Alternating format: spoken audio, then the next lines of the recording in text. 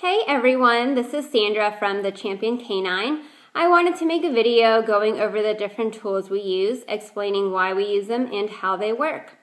We'll be using these tools when we work with your dog, and I want you to feel comfortable with them, understand them, and be able to ask us any questions you might have. The first tool we'll be going over are prong collars. You've probably seen this before, but this is what a prong collar looks like. You've got the individual links. Each of these links pull apart, and this is how you get the collar on and off your dog. You've got the prongs themselves. These prongs are flat. They're also round. You've also got the chain. You've got the D-ring that swivels. This is what you would attach your leash to. You've got the O-ring, the dead ring, and this acts as a stopper. We only use Hermspringer brand prong collars. They're from Germany, and we find them to be extremely safe, effective, and of excellent quality. They come in a variety of sizes. This is the 2.25.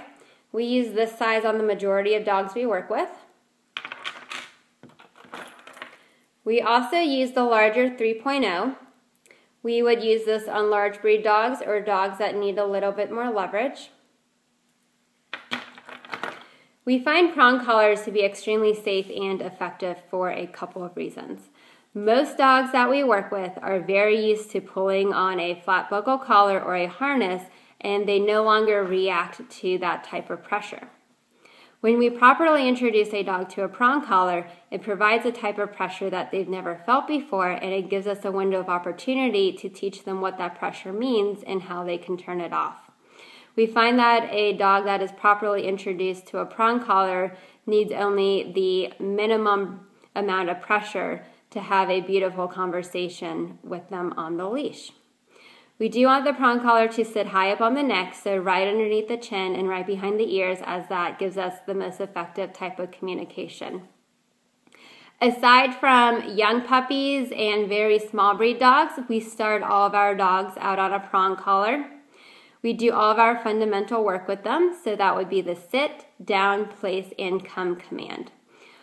Once we teach them what the pressure represents, so pressure on, pressure off, we usually transition them to the e-collar. This is an e-collar Technologies mini educator. This is the e-collar that we most frequently use.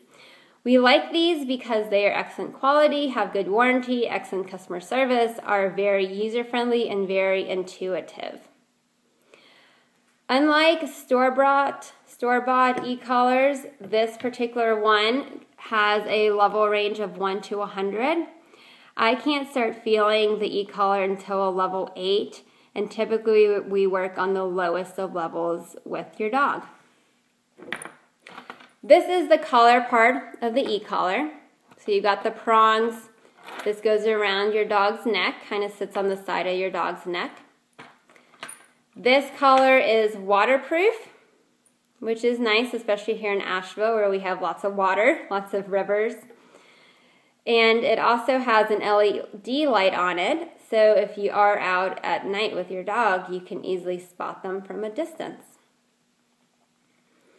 We like using the e-collar because it provides owners a way to have off-leash freedom with their dog, but also have the ability to have some control over them. We find that once we do all of our fundamental work on the prong collar, transitioning a dog to the e-collar is very straightforward, as it relies on the same concept, the pressure on, pressure off. There's a big myth about e-collars that they're used to kind of shock dogs into submission. We don't do that at all. That's not the concept behind e-collars. That's not why we use them. We just overlap them with what dogs have learned on the prong collar.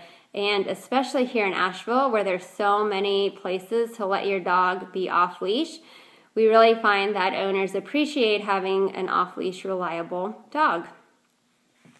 Another tool you might see us use is a pet condenser. So this is basically a CO2 cartridge in this handheld device. Typically this is used to inflate bike tires. When we press the green handle, It provides a compressed air noise, very similar to the keyboard cleaners you might have used in the past. The noise startles dogs, as it's not a noise they typically hear in everyday life, and it's another form of pressure. We would use this for dogs that are jumping, being super mouthy, getting on furniture, or to curb any behavior that we'd like to. We use this along with prong collars and e-collars, and we find all these tools very safe and effective. If you guys have any questions about how any of these tools work or you want more information, please let us know.